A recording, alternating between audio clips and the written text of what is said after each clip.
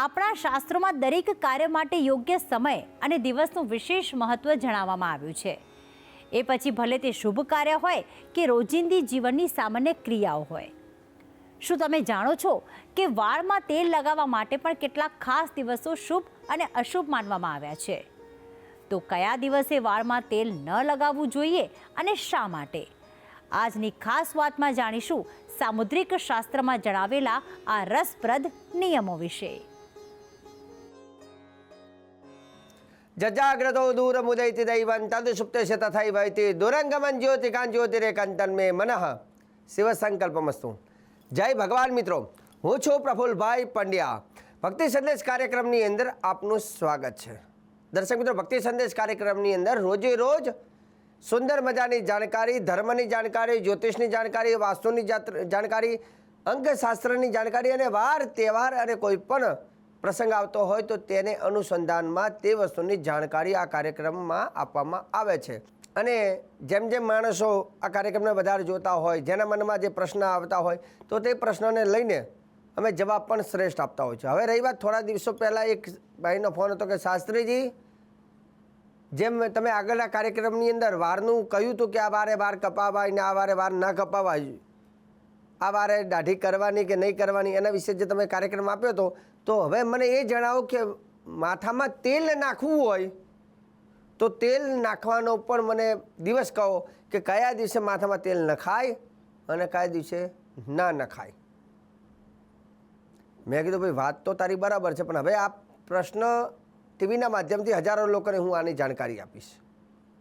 કેમ કે તેલ નાખવાનું પણ તમને મનમાં કહેલા જેવું લાગશે કે શાસ્ત્રીજી શું તેલ નાખવાનો પણ દાડો હોય? તેલ પણ નાખવા માટે કોઈ દિવસ હોય? હા, તો દરેક વારને લઈને રવિવારે ચ તાપાય ભૌમે મૃત્યુ વિંદતી, શાસ્ત્રમાં તો એનો જવાબ પણ આપેલો છે। કયા વારે તેલ નખાય અને કયા વારે ન નખાય, અને જો ખોટા વારે જો તમે તેલ નાખો તો એનું તમને નુકસાન શું થાય છે એ પણ અંદર આપેલું છે। અને તે બધું જ સામુદ્રિક શાસ્ત્રમાં પણ માથાના વાળમાં તેલ નાખવાનો પણ દિવસ કહેલો છે। કેમ કે અમુક દિવસો અમુક વારની સાથે એનું જાણવું જરૂરી છે। જેમ કે આપણે શનિવારના દિવસે કોઈ લોખંડ ના લેવાય। ઘણા લોકો કેમ મુહૂર્ત છે ને સારું છે ને આ દિવસ સારો છે, બધું બરાબર ગમે તેવું હોય, શનિવાર હોય એટલે દિવસે લોખંડ ના લેવો જોઈએ, પહેલો નિયમ। લગ્ન થતા હોય તો બુધવારનો દિવસ ના લેવો જોઈએ, કેમ કે બુધવારના દિવસે દીકરીને ન વરાવાય। જમીન ખોદવાની વાત હોય તો મંગળવારના દિવસે, ક્યારે રવિવાર ને મંગળવાર જમીનને ન ખોદાય, એ નિયમ છે। એટલે વાર ગમે તે હોય, દિવસ ગમે તે હોય, પણ અમુક વારનું પણ મહત્ત્વ શાસ્ત્રમાં છે। જેમ તિથિનું મહત્ત્વ છે એમ નક્ષત્રોનું મહત્ત્વ છે, એમ વારનું પણ મહત્ત્વ છે। તો અમુક દિવસો આવતા હોય ત્યારે એ વસ્તુ ન કરવી જોઈએ। નવું મકાન લેતા હોય, નવા ઘરમાં પ્રવેશ કરતા હોય ત્યારે પણ રવિવાર ન લેવો જોઈએ, મંગળવાર ન લેવો જોઈએ। તો આજનો આપણો જે પ્રશ્ન જે છે મેન, તો એના ઉપર આપણે આવીએ મેન કે તેલ નાખવાનો પણ કોઈ દિવસ હોય અને કયા વારે તેલ ના નાખવું જોઈએ? તો શાસ્ત્રમાં આ એનું પ્રમાણ છે। રવિવારમ ચ તાપાય ભૌમે મૃત્યુમ ચ વિંદતી ગુરુવારે ધનમ છેદમ શુક્રે દુઃખમ વિનિર્દિશેત, આ પ્રમાણ આપ્યું છે। એમાં એવું લખ્યું છે કે રવિવારમ ચ તાપાય, રવિવારના દિવસે જો માથામાં તમે તેલ નાખો છો તો રવિવારે ચ તાપાય કષ્ટની પ્રાપ્તિ થાય, મતલબ જીવનમાં મુશ્કેલી ઊભી થાય છે। કેમ કે રવિવાર સૂર્યદેવનો વાર છે અને રવિવારના દિવસે તેલ નાખવાથી જીવનમાં કષ્ટ વધારે આવે છે, મુશ્કેલી વધારે આવે છે, તકલીફો વધારે પડે છે, જેથી ન નાખવું જોઈએ। બીજો વાર લખ્યું છે રવિવારમ ચ તાપાય ભૌમે મૃત્યુમ ચ વિંદતી, ભૌમે મૃત્યુમ ચ વિંદતી એટલે કે મંગળવાર, મંગળવારના દિવસે તેલ ન લગાવવું જોઈએ, કેમ કે મૃત્યુ સમાન એના કષ્ટ પડે છે, જીવનમાં વધારે પડતી તકલીફો આવે છે। અને એવું નથી કે એક વખત નાખ્યું તકલીફ આવી જાય, ગમે ત્યારે આવે, પણ શાસ્ત્ર એવું કહે છે કે ના નાખવું જોઈએ। કોઈ ઘણા પ્રશ્ન કરે શાસ્ત્રીજી કેટલા મંગળવાર નહીં નાખવાનું, એટલે એવું નથી ભઈલા, નાખ્યું છે કે નથી નાખવાનું તો નહીં નાખવાનું એ દિવસે। હા, કયા વારે નાખ્યું લખ્યું છે તો એમાં એવું હોય છે કે અમુક દિવસે નાખવાથી લાભ પણ હોય છે. તો જે વારે નથી લખ્યું કે ભાઈ નહીં નાખવું તો પછી એ દિવસને છોડી શકાય. જે માને છે એના માટે છે, જે નથી માનતા એના માટે કોઈ શાસ્ત્રને જોવાની જરૂર નથી. જેને ઈચ્છા થાય એ કરી શકે. પણ કોઈ ઘણા લોકો પ્રશ્ન કરે તો અમારી ફરજ એ છે કે એને જવાબ શાસ્ત્ર પ્રમાણિત આપવું જોઈએ, અને એ પ્રમાણ અમારી જોડે હોય ત્યારે અમે કહીએ છીએ.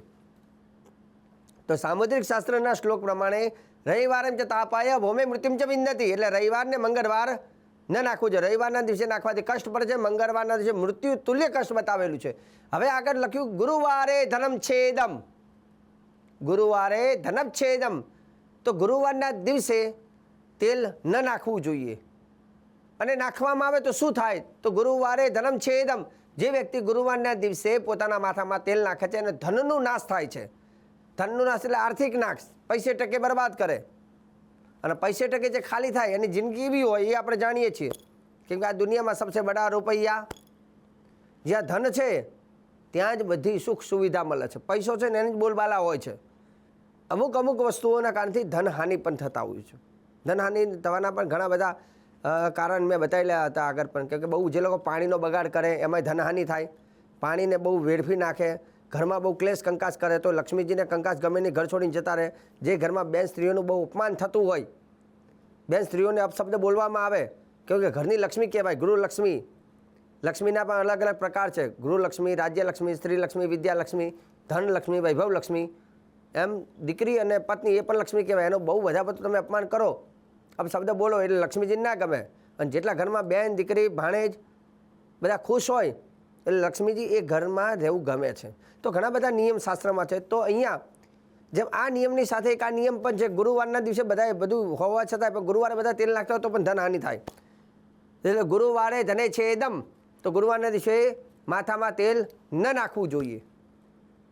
હજુ એક ચોથો વાર બાકી રહ્યો. આ 4 દિવસને તો તમે ધ્યાન રાખો. પહેલું મેં વાત કરી રવિવારે નહીં નાખવું, મંગળવારે નહીં નાખવું અને ગુરુવારે નહીં નાખવું. હવે ચોથો વાર જે છે શુક્રે દુઃખમ નિવેદિતમ, ચોથો વાર બતાવ્યું શુક્રવાર. શુક્રવારના દિવસે પણ માથામાં તેલ ન નાખવું જોઈએ. શુક્રવારના દિવસે માથામાં તેલ નાખવાથી દુઃખની પ્રાપ્તિ થાય છે. તો રહી વાત ક્યારે નાખવું જોઈએ, તો આ 4 વારને છોડતા બીજા વારે તમે નાખી શકો. હા, ઘણા લોકો કોઈ શનિદેવનું વ્રત ઉપવાસ કરતા હોય તો એ લોકો તે દિવસે નથી નાખતા, એ વ્યક્તિગત વાત છે. પણ અહીંયા આ 4 વારનો જે શ્લોક મને મળ્યો છે એમાં 4 વારના દિવસે ન નાખવું જોઈએ એવું શાસ્ત્રમાં છે. રવિવારે ચ તાપાયા ભૌમે મૃત્યુમ ચ વિંદતી, ગુરુવારે ધને છેદમ, શુક્રે દુઃખમ વિનિદિત. આ 4 વારમાં જો નાખવામાં આવે છે તો એને આ બધી તકલીફ પડે છે. તો શાસ્ત્ર પ્રમાણે હંમેશા મને જ્યાં શાસ્ત્રનું પ્રમાણ દેખાય છે એ વાત ઉપર વિશ્વાસ કરું છું. બાકી બીજી હું વાત ઉપર વિશ્વાસ નથી. પ્રમાણ દેખાય એટલે એમાં શું લખ્યું છે ને એ પ્રમાણે જ હું કાર્યક્રમમાં કહું છું. તો આજે ભક્તિ સંદેશ કાર્યક્રમની અંદર સરસ મજાનો મેં વિષય હતો જેમાં કેસમાં તેલ માટે યોગ્ય દિવસ, અને આગળ પણ આવા જાણકારી આપતો રહીશ. કાર્યક્રમ જોવાનું ચૂકતા નહીં. મને આપી દો રજા. જય ભગવાન.